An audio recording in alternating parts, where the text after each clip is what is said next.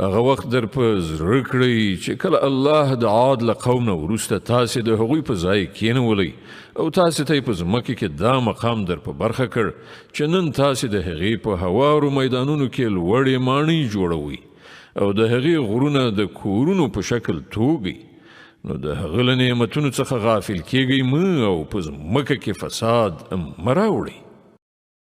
د هغه د قوم هغو مشرانو چې تکبر یې غوره کړی وو د ټیټې طبقې هغو خلکو ته چې ایمان یې راوړی وو وویل تاسې په رښتیا سره په دې پوهیږئ چې صالح د خپل رب پیغمبر دی؟ هغوی ځواب ورکړ په دې کې شک نشته له کوم پیغام سره چې هغه لیږل شوی دی موږ هغه منو. هغو تکبر کوونکو وویل کوم شی چې تاسې منلی دی موږ له هغه نه منکر یو. بیا هغوی اوښه ووژله او له پوره سرغړونې سره یې د خپل رب له امر څخه مخالفت وکړ او صالح ته یې وویل چې راوله هغه عذاب چې ته موږ ته د هغه اخطار راکوي که ته په رښتیا سره له پیغمبرانو څخه یې. په پای کې یو لړزونکي آفت هغوی ونیول او هغوی په خپلو کورونو کې پړ مخې نسکور پراته پاتې شول او صالح علیه السلام دا ویل د هغو له کلو څخه وو چې ای زما قومه ما د خپل رب پیغام تاسې ته ورسو او ما ستاسې ډیره خواخوږي وکړه خو زه څه وکړم چې تاسې خپل خواخوږي نه خوښوئ او لوط موږ د پیغمبر په حیث ولیږه. نو په یاد لره چې کله هغه خپل قوم ته وویل آیا تاسې داسې بې حیا شوي یاست چې هغه شرمناک کار کوئ چې له تاسې نه مخکې په نړۍ کې هیڅ چا نه دی کړی؟ تاسې ښځې پرېږدئ له نارینهو سره خپله غریزه مړوئ. حقیقت دا دی چې تاسې بیخي له حده تېرېدونکي خلک یئ.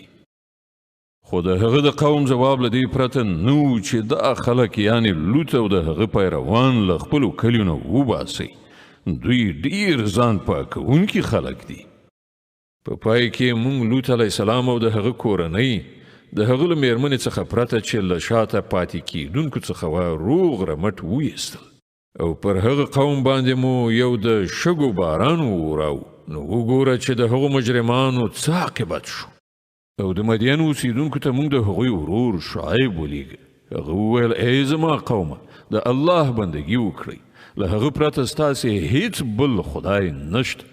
تاسې ته ستاسې د رب څرګنده لارښوونه راغلې ده نو تله او پیمانه پوره کوئ او د خلکو مالونه د تللو یعنې وزن کولو په وخت کې مه کموئ او په ځمکه کې فساد مه راوړئ چې کله د هغې اصلاح شوې ده.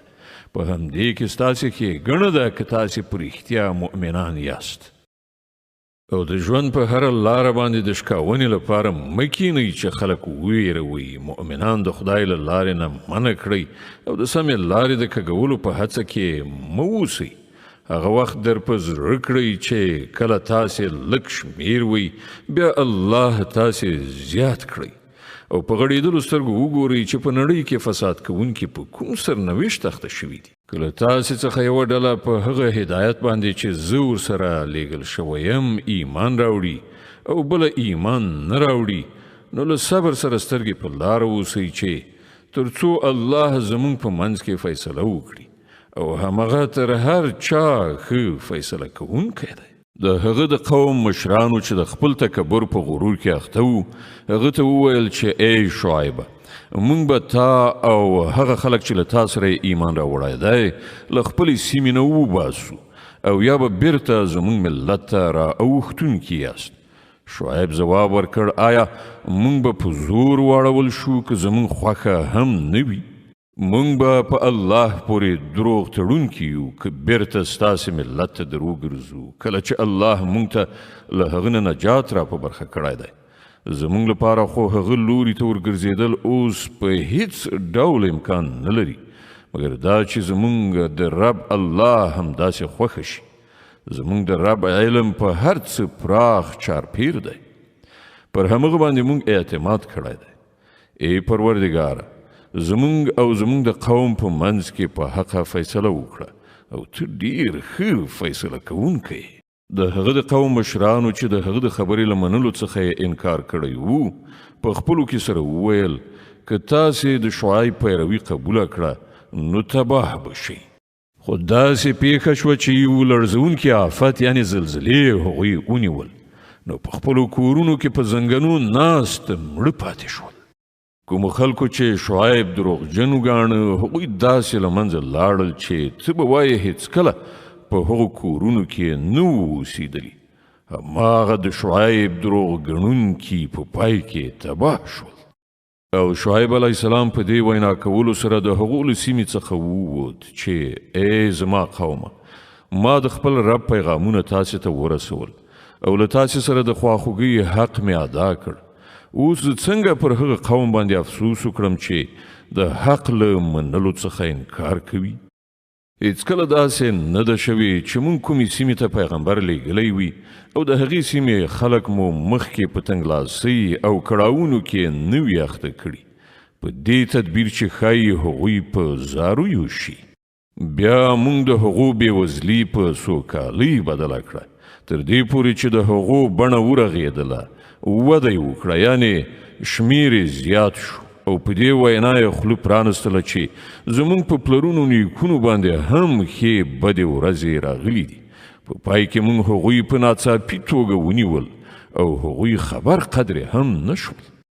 که د سیمو خلکو ایمان راوړی وای او د تقوا کړنلاره یې غوره کړې وای نو موږ به پر هغو باندې د اسمان او ځمکې د برکتونو دروازې پرانیستې وای.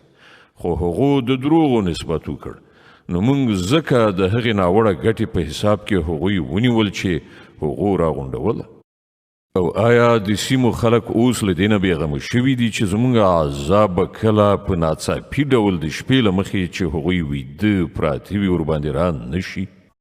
یا هغوی ډاډه شوي دي چې زموږ محکم نیونکی لاس به کله په ناڅاپي توګه د ورځې له مخې چې هغوی په لوبو اخته وي ور ونه غځېږي؟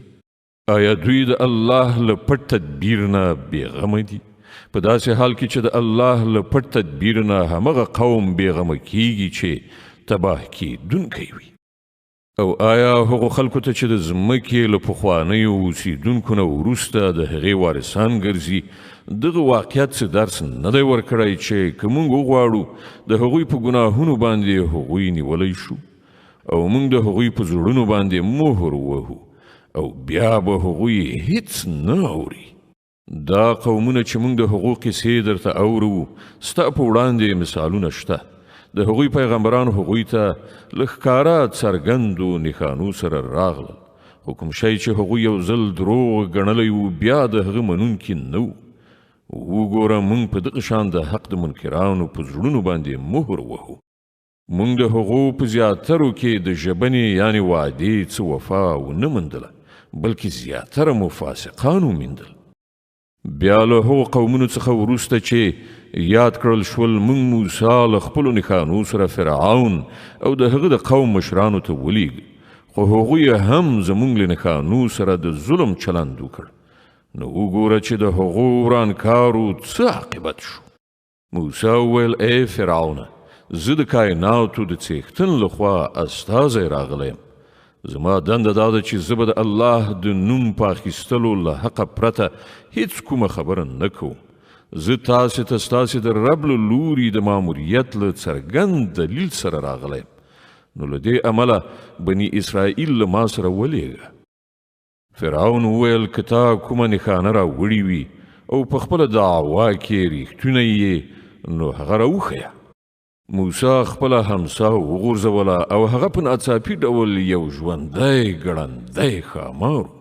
هغه له خپل ګریوان نه لاس راوویست او ټولو کتونکو ته هغه سپین ځلیده. په دې سره د فرعون د قوم مشرانو په خپلو منځو کې سره وویل چې په یقیني توګه دا سړی ډېر ماهر کوډګر دی غواړي له خپل هیواد نه ستاسې لاس وباسي. اوس ووایئ څه وایاست؟ بیا هغوی ټولو فرعون ته مشوره ورکړه چې دا یو د ده ورور په انتظار کې پرېږده او ټولو ښارونو ته استازي واستوه چې هر ماهر کوډګر درته راولي. همداسې وشول او کوډګران فرعون ته راغلل. هغوی وویل که موږ برلاسي شو نو موږ ته خو به د دې مکافات ارومرو راکړل شي. فرعون ځواب ورکړ هو او تاسې به د دربار نږدې کسان یاست. بیا هغوی موسی ته وویل ته یې غورځوي که موږ یې وغورځو؟ موسی ځواب ورکړ تاسې یې وغورځوئ. هغوی چې د خپلو منترونو په ویلو وغورځولې نو سترګې مسحورې او زړونه یې په ویره کې واچول او ډېرې غټې کوډې وکړې. موږ موسی ته اشاره وکړه چې خپله همسا وغورځوه. څنګه چې وغورځوله په همغه شیبه کې هغې د هغوی هغه د دروغو طلسم په ستوني کې تېراوه. په دې ډول څه چې حق و هغه حق ثابت شو او څه چې هغوی جوړ کړي و هغه باطل شول.